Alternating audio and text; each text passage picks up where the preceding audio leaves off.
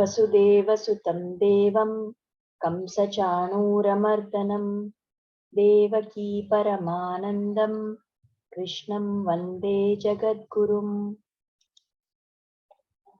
कृष्णाय वासुदेवाय हरये परमात्मने प्रणतक्लेशनाशाय गोविन्दाय नमो नमः। नमोऽस्तु ते व्यासविशालबुद्धे पुल्लारविन्दाय तपत्रनेत्र येन त्वया भारततैलपूर्णः प्रज्वालितो ज्ञानमयप्रदीपः।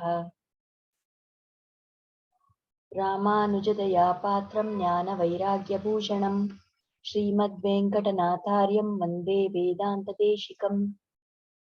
यो नित्यमच्युतपदाम्बुजयुग्मरुग्म व्यामोहतस्तदितराणि तृणाय मेने अस्मद्गुरोर्भगवतोऽस्य दयैकसिन्धोः रामानुजस्य चरणौ शरणं प्रपद्ये।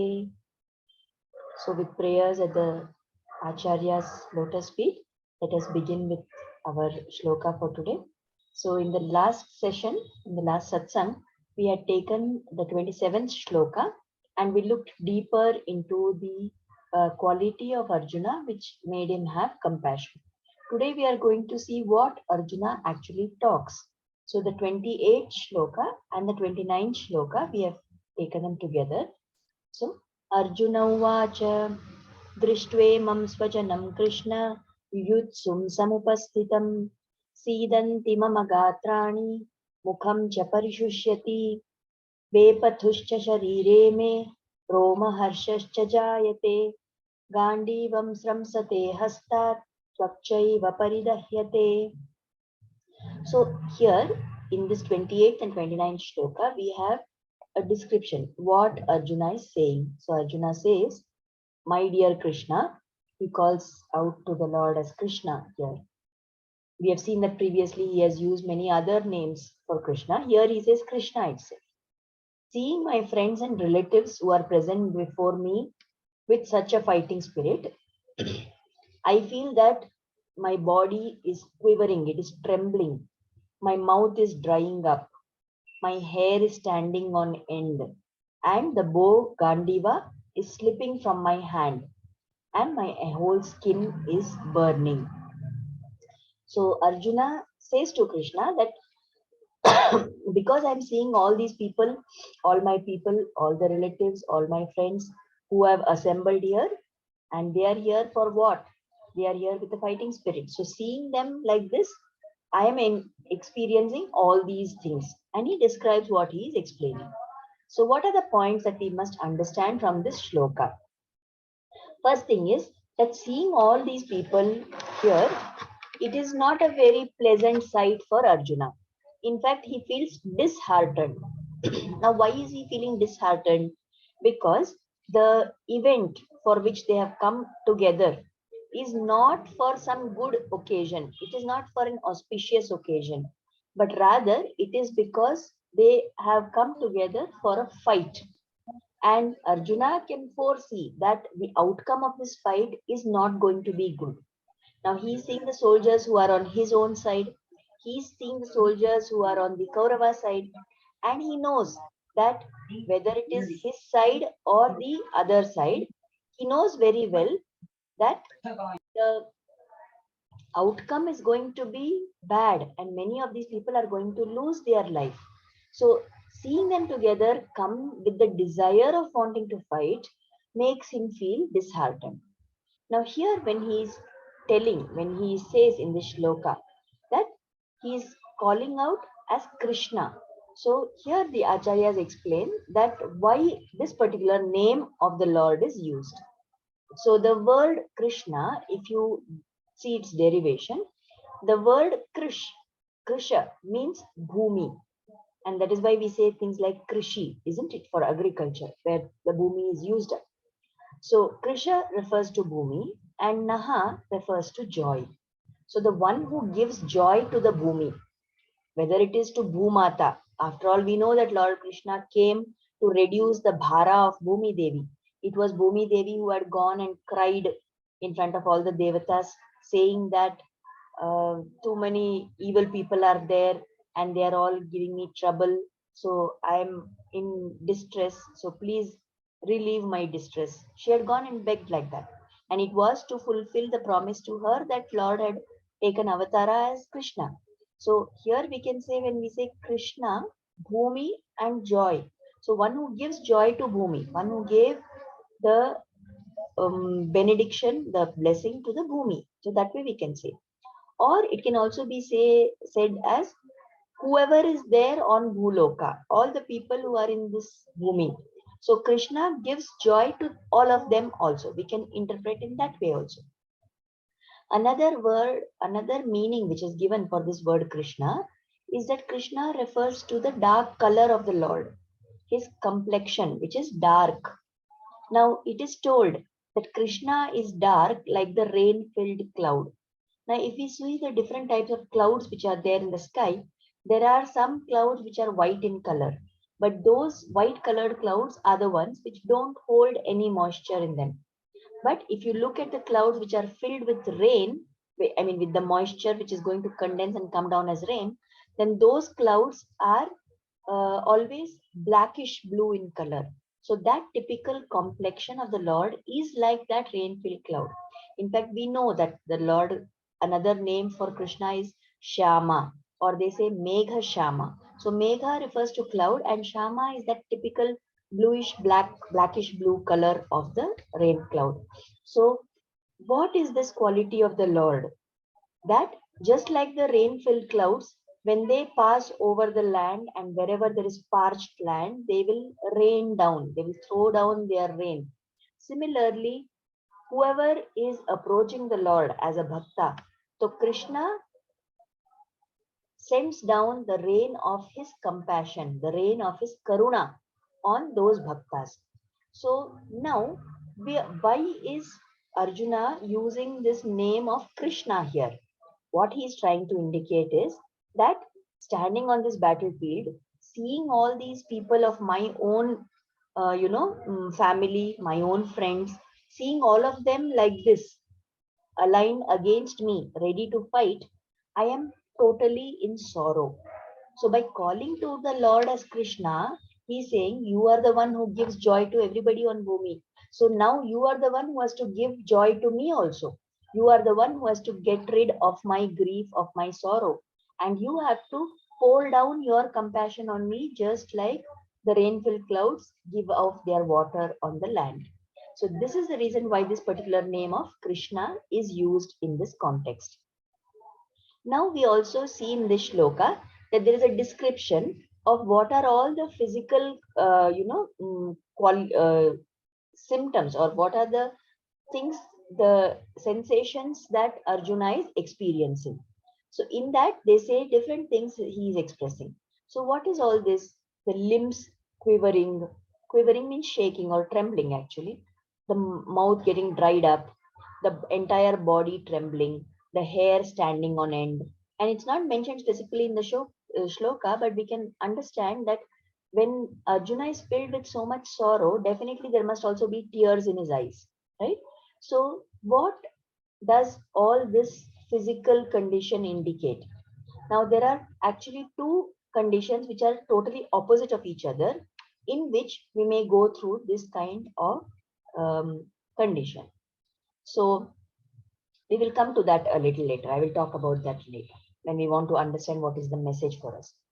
Now, here again, he is also telling, Arjuna is also talking about how the Gandiva bow is slipping from my hand, right?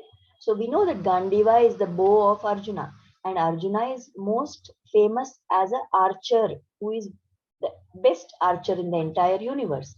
So that Gandiva, which is the pride of Arjuna, that Gandiva on whom Arjuna has always banked to defeat the enemies, that very Gandiva, which he has always held with so much confidence and pride, is now slipping down from his hands. So this indicates the intensity with which Arjuna has been affected by the sight of all those relatives around him. Now we know there is another name which is given for Arjuna. He is also known as Sabyasachi. So this Sabyasachi means one who can wield the bow with both hands. So he is kind of ambidextrous, that he can fight with his left, with the bow in his left hand as well as in his right hand. So in fact, it is told that he was so efficient with the use of both his hands for archery that the enemy would never be able to anticipate from which direction the arrow is going to come.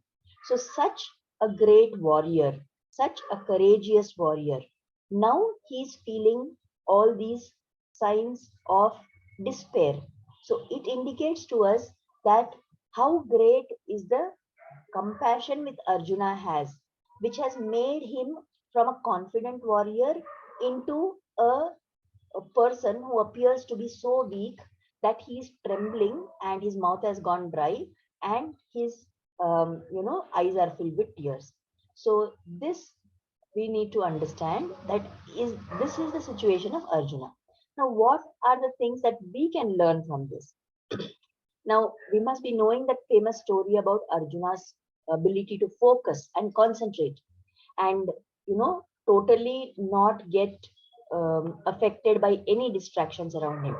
When the princes were all very young and Dronacharya was teaching them, then everybody always thought that Dronacharya is partial to Arjuna, that always Dronacharya likes Arjuna. So Dronacharya wanted to prove to them that what is the quality that Arjuna has because of which I am actually fond of him, or what is it that I appreciate in Arjuna as my Shishya. So there was a test which was set up where a wooden bird was hung from a tree, and then Dronacharya got all these princes to line up and take aim at that bird. So as they are about to shoot the arrow, Dronacharya stops each of the princes and asks them, "What are you able to see?" So first Yudhishthira comes there. He says, "I can see that there is a tree, there are clouds in the sky, there is a house near that tree, and on that tree there is a bird hanging and all that." So Dronacharya tells him, "You wait, you don't shoot now." Then he calls Duryodhana. Duryodhana says, "I see that there is a tree and there's a bird hanging and there is a wind blowing and all that." So Dronacharya tells him, "You don't shoot, wait." Next, Ashwatthama comes. Ashwatthama is also a very good archer. He is Dronacharya's own son. So when he comes, Dronacharya asks him, "What are you able to see?" So Ashwatthama says, "I can see that the bird is hanging on the branch of the tree, and that the bird has legs and its eyes and the tail is hanging like this."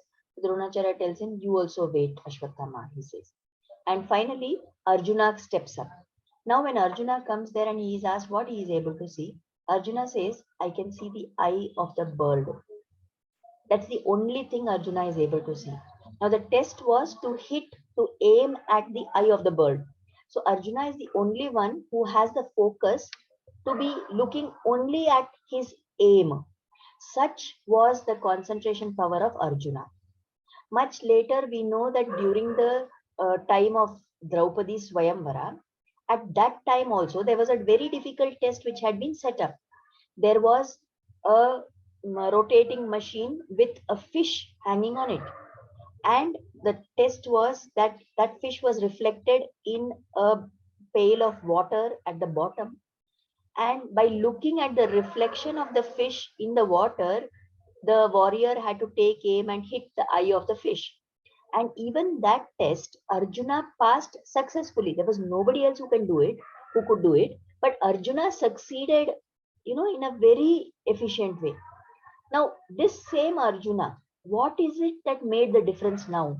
This Arjuna who could shoot in the dark, this Arjuna who had got all the celestial weapons from all the Devatas, this Arjuna who unfailingly could see only the eye of the bird, this Arjuna who could shoot the eye of the fish by looking at its reflection in the water. What happened to that great ability of Arjuna? What has happened to Arjuna now? He is a shadow of what he was before, isn't it?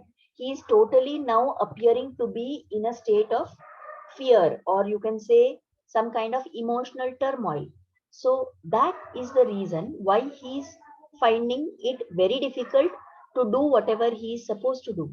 So this distress of Arjuna shows us that no matter however efficient we may be, if there is turmoil in our mind, if our emotions are not in order, then that emotional distress can totally cover up and mask our ability to do something. So that is the reason why it is important that whatever we are doing, we should be able to do it without unnecessary emotionally getting involved in that. And only then we will be able to concentrate on the task at hand. When Arjuna was shooting at the eye of the bird, he had no emotion attached to it. When he was shooting at the eye of the fish, he had no emotion attached to it. But now, when he is standing in front of the armies and he has to fight against his own people, that emotion of having to fight against his own family members, against his friends, takes over. And that is why he goes through all these signs of weakness. So, that lesson is something that we can all learn, that when we allow emotions to cloud our mind, then we are not able to function properly. So, to be able to take any decision or to embark on any kind of a particular action, we need to be able to separate the emotion from our thinking process. And then we will be able to act properly. Now, you remember I said that these signs, what Arjuna showed of the limbs trembling, the body trembling, the mouth drying, the hair standing on end, they can happen in two conditions. One is they may occur due to some intense emotion or bhavana. Like maybe if somebody is afraid, they may go through this. If somebody is having a panic attack, they may go through these kind of symptoms.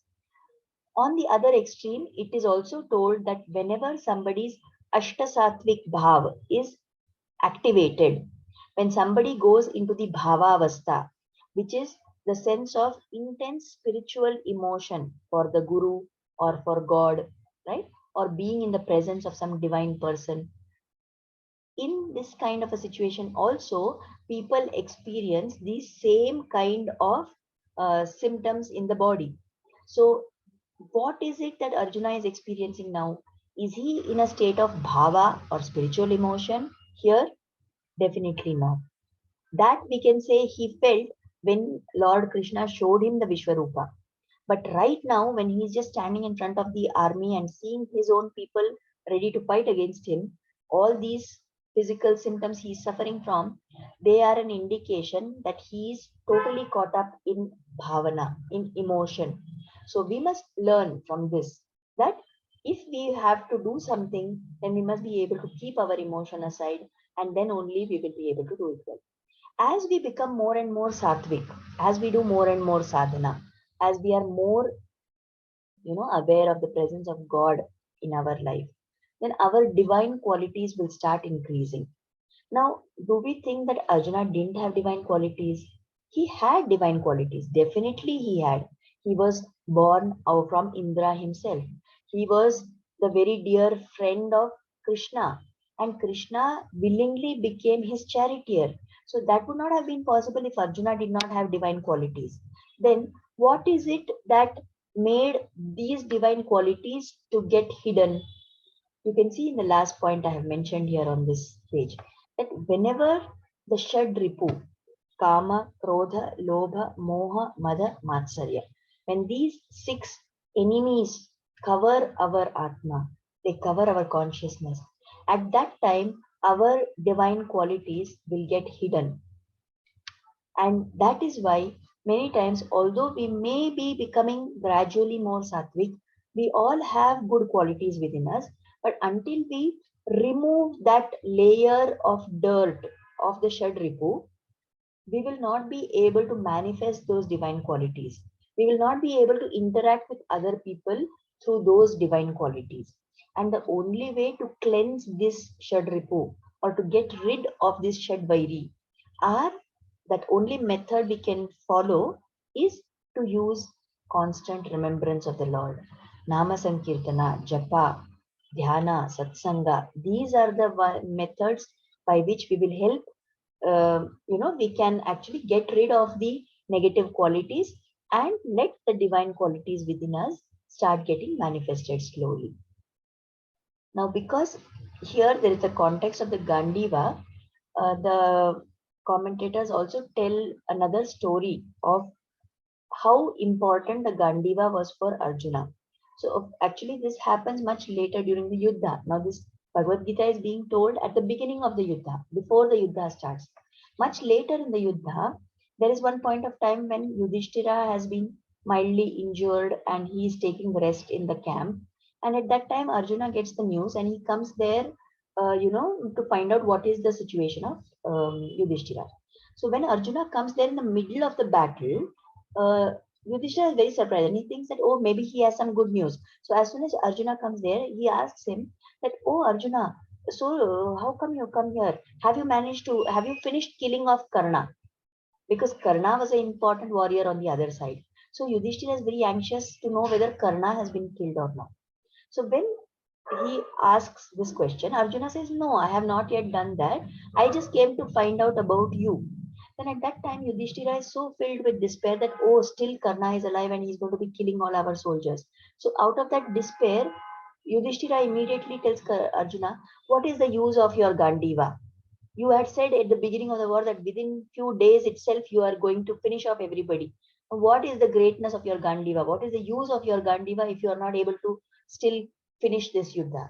When he makes that statement, Arjuna remembers that he has taken a vow. Actually, Arjuna has so much pride and so much love for his Gandiva that he has actually taken a vow long back that if anybody says something negative against my Gandiva, then at that time I am going to kill that person.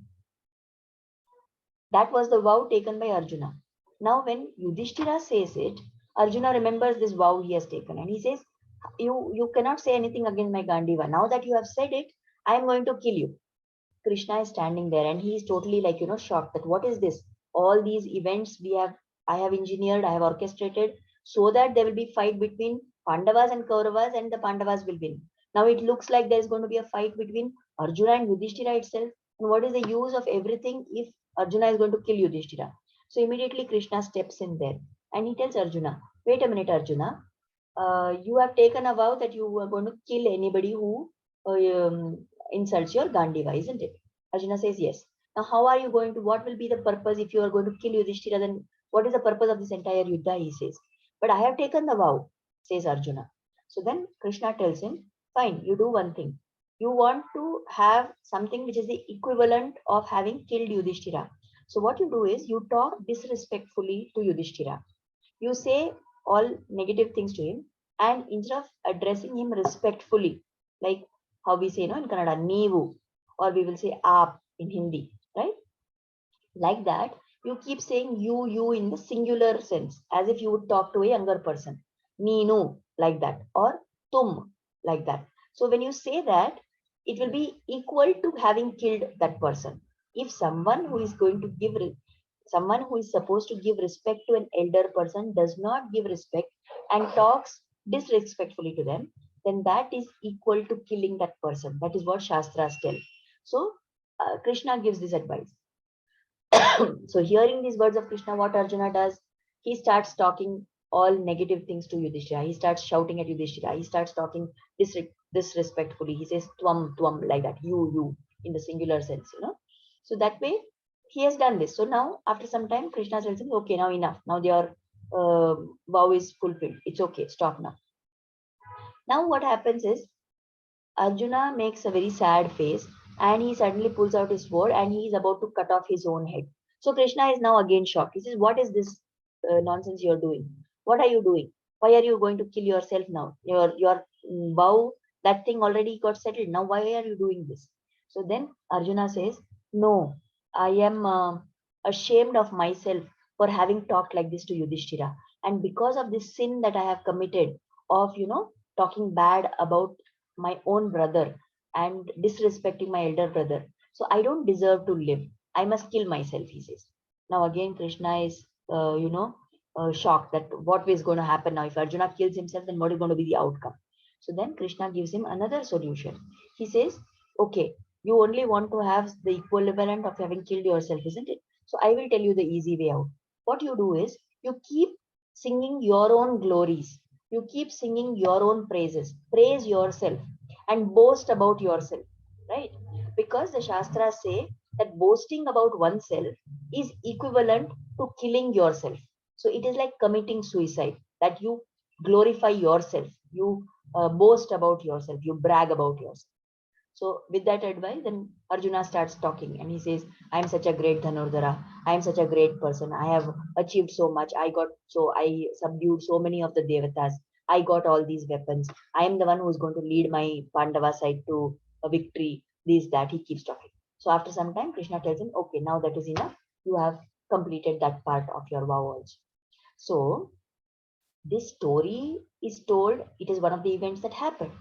But what we can learn from it is two things. Whatever Krishna told is told in the Shastras, isn't it? So whenever we say respectful, just kind of let us show us we have killed something. So we must make sure that whatever they are talking, they are always respectful in our speech to those who are us. So it's so ideally we should bow down and offer respect to people who are belonging to one of the three categories. They are belonging to the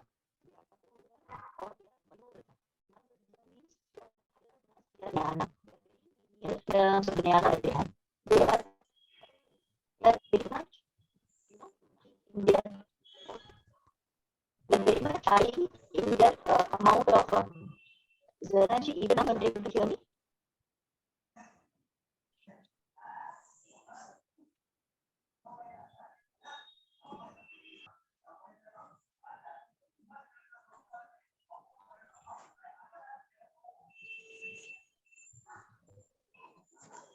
Okay, I think maybe you can able to hear. I don't know what the kids are. You can be something wrong with my internet connection.